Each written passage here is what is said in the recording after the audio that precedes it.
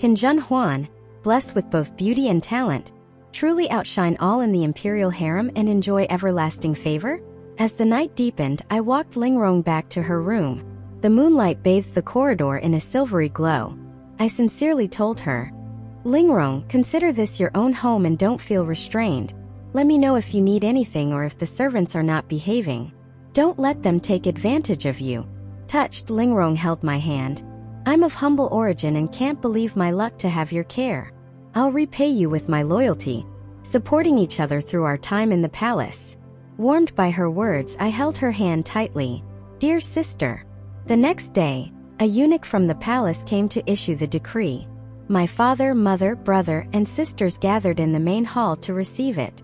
The eunuch proclaimed, "On the 22nd day of the 8th lunar month of the 12th year of Yuan, by the order of the head of the Imperial Household Department, it is decreed, Zhen Huan, the 15-year-old daughter of Minister Zhen Yuandao, is granted the title of Noble Lady of the 6th rank, with the honorific name Guan, and is to enter the palace on the 15th day of the 9th month, by His Majesty's command."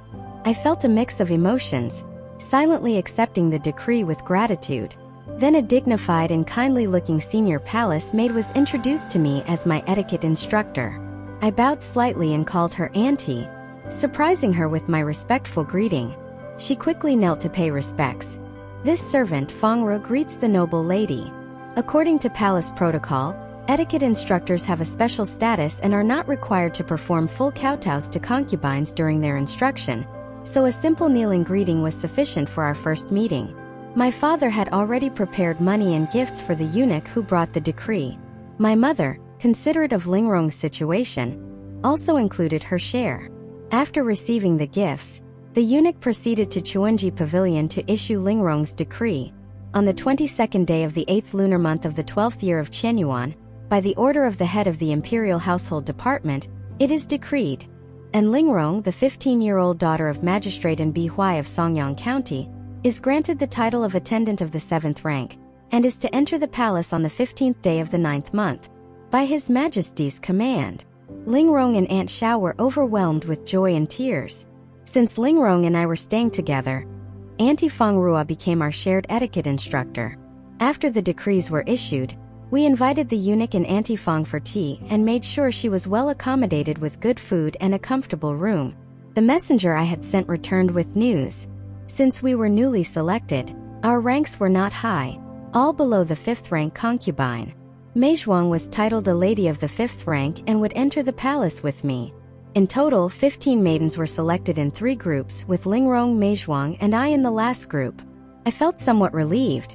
Not only would we enter the palace later, but having familiar faces around would provide some comfort and support during the lonely days ahead.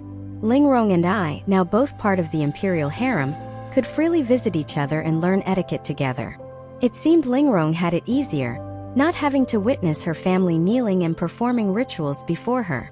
In the Great Zhou dynasty, the distinction between sovereign and subject was paramount, and with the title Lady Guan, I was now officially part of the emperor's domain, albeit as a low-ranking concubine. Yet, it pained me to see my father kneel outside the curtain respectfully greeting me. "May Lady Guan be blessed with longevity and peace," before speaking to me with his body bowed. It was an unbearable and heart-wrenching sight. To avoid facing my father's formalities, I decided not to meet him directly.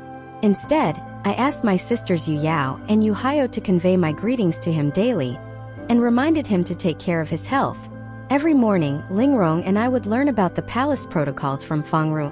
In the afternoons, we practiced etiquette, including standing, walking, greeting, and dining manners. Lingrong and I were quick learners and soon mastered these skills.